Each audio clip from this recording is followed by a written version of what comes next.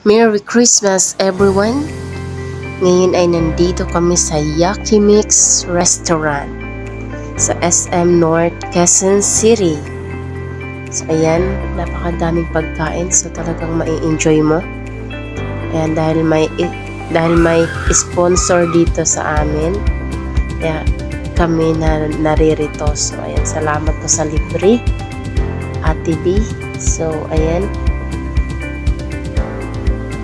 ang rule dito, ikaw kukuha ng pagkain mo kung ano yung gusto mo.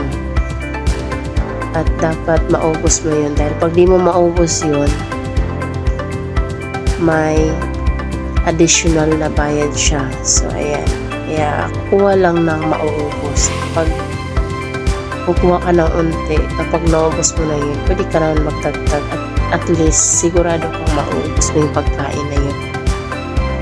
Ayun, so, ayan. Dahil medyo busog na ako, kanina pa ako kain ng kain. Nagtutour na lang ako, tinitingnan ko yung klase mga pagkain meron sila. Ayan, pag gusto niyo pong pumunta dito sa Yakimix Restaurant, ito ay maganda sa family, banding nyo. Kung sa isang taon, pwede isang beses para at least ma-enjoy nyo yung kasama yung pamilya. Yan talaga namang mabubusog kayo dito at mai-enjoy nyo yung mga pagkain. Siyempre,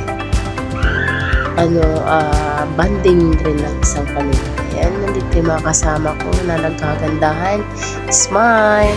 Ayan, so, ayan, salamat po sa inyong panonood. Ingat po ang lahat and God bless.